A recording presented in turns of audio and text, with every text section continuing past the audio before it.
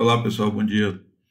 Esse vídeo aqui eu fiz depois dos vídeos a respeito da conversão da licença brasileira para a licença FAA Pilot Foreign Based e também depois do vídeo a respeito do certificado médico. Então eu andei conversando com algumas pessoas e são mais alguns requisitos que são necessários para que a gente possa, vamos dizer assim, legalmente voar as aeronaves FAA depois de converter a licença ou mesmo depois de obter uma licença FAA pura, né? Fazendo cheque, fazendo treinamento nos Estados Unidos. Tá bom?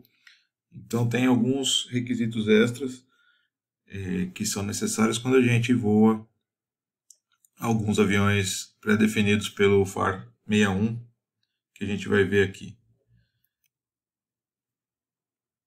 Então, os tipos de endorsement que eu vou falar aqui um pouquinho são endorsements para aeronave complexa, high performance, aeronave pressurizada e aeronave tailwheel, né, trem de pouso convencional. Então, o que isso significa? Significa que quando você tem uma licença, seja ela de piloto privado, comercial, piloto de linha aérea, você tem a classe, né, single engine ou multi-engine, você fez o seu fly review, tudo que a gente falou naquele primeiro vídeo a respeito da conversão da licença. Além disso, você precisa de um endorsement para fazer voos como piloto em comando nas aeronaves que têm essas características que estão aqui. O endorsement nada mais é do que você fazer um ground training e um voo, né, um flight training com um instrutor, com o CFI, que tenha o endorsement que você está se propondo a obter. Só quem tem o endorsement pode repassar esse endorsement para outra pessoa sendo instrutor, e o instrutor vai lá no seu logbook e assina um endorsement dizendo que você está apto a realizar voos como piloto em comando naquele tipo de aeronave. Tá bom? Então, o primeiro que a gente vai falar são aeronaves complexas. E lá do FAR 61.1, nós vamos tirar a definição do que é uma aeronave complexa. Aeronave complexa é toda aeronave que tenha trem de pouso retrátil, flap e hélice de passo controlável. Tá? Então, Arrow, por exemplo, 172 RG e essas aeronaves Mooney, Bonanza, etc. Toda aeronave que tem flap, que tem trem de pouso retrátil e que tem hélice de passo variável é uma aeronave considerada de operação complexa. E o que é necessário para você ter um endorsement para voar aeronave complexa? Você tem que receber ground training, né? O instrutor tem que te dar uma aula, vamos chamar assim, a respeito da operação daquela aeronave. Você tem que fazer um flight training. O FAR não define quanto você tem que treinar. 1 hora, 2, 3, 5. Depende do instrutor achar você ok, achar você proficiente para voar aquela aeronave. O instrutor te considera ok, está proficiente para voar, ele assina um endorsement no seu logbook, aí sim você está apto a voar como piloto em comando de aeronave complexa. Quem que não precisa desse endorsement? Qual é a exceção à regra?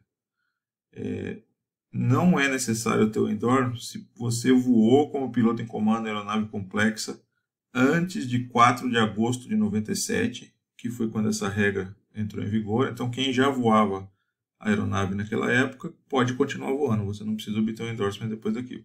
Ou se você fez algum cheque com um checador americano em aeronave complexa. Até não muito tempo atrás, todo cheque de CFI obrigatoriamente teria que ser feito em uma aeronave complexa. Isso mudou por uma série de razões, mas até alguns anos atrás isso era obrigatório. Então, se você fez um cheque, mesmo que seja um cheque de PP, por exemplo, eu fui fazer o PP e chequei o PP no Arrow, ou chequei o PP no Bonanza, tá ótimo.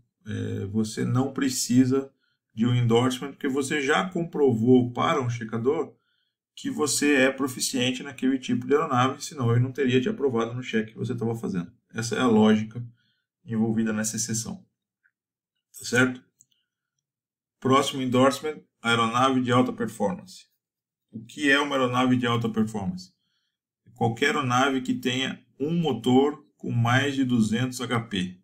Tá? Então, Skyline, 210, Bonanza, etc.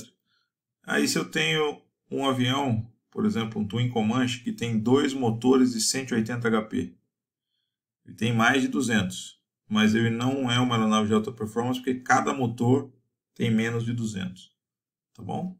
Para você poder ser piloto em comando de uma aeronave de alta performance, é a mesma situação da Complexa. Você precisa receber Ground Training, você precisa receber Flight Training de um CFI que tenha o endorsement ou que possa atuar como piloto em comando. Ele tem que te considerar proficiente e ele assina o endorsement, igual esse modelo que está aqui embaixo no slide,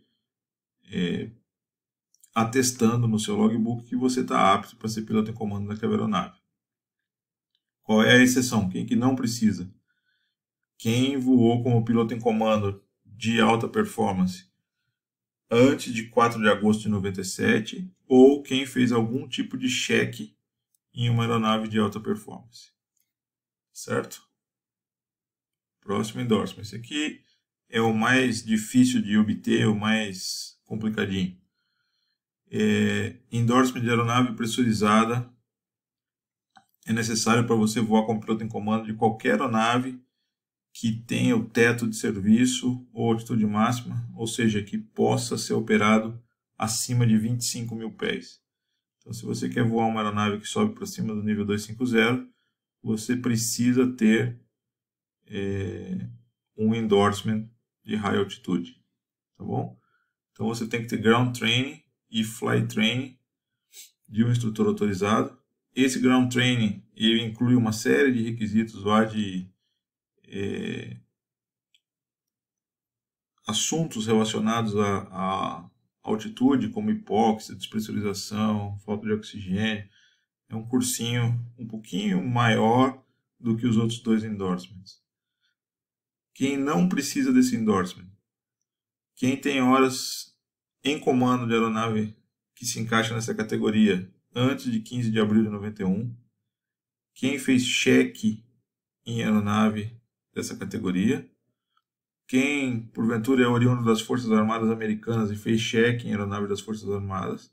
Ou qualquer piloto que tenha feito cheque para a Operação 121, 125 ou 135 nos Estados Unidos. Então, se você fez algum cheque para voar numa empresa aérea, por exemplo, lá,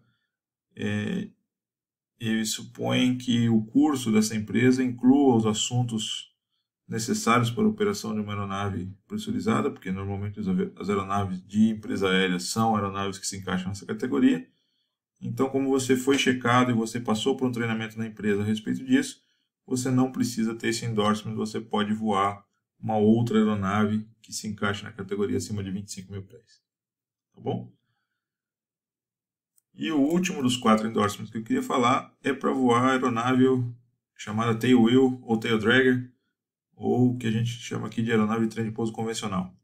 Então, para você poder voar convencional, você tem que ter um endorsement de um instrutor que também tenha, e você vai lá, faz ground training, voa com ele numa aeronave convencional.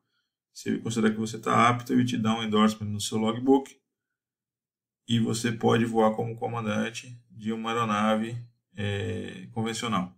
Não é requerido para quem tem hora em comando de convencional antes de 15 de abril de 91. Tá bom, pessoal? Então, esses eram os 4 endorsements que eu queria falar no vídeo de hoje. Mais para chamar a atenção do que é necessário para que ninguém seja surpreendido e saia voando sem ter os requisitos e depois encontre algum problema por aí. Então, você tem que ter a sua licença, você tem que ter o seu medical, você tem que ter o seu Fly Review, que eu vou fazer um vídeo a respeito de Fly Review já. Você tem que ter a sua experiência recente, 3 decolagens e 3 pousos nos últimos 90 dias. E você tem que ter o endorsement correspondente, caso aquela aeronave que você se propõe a voar precise de um endorsement ou se encaixe em qualquer uma dessas categorias que a gente viu aqui. Ok? Muito obrigado. Até o próximo vídeo. É isso aí.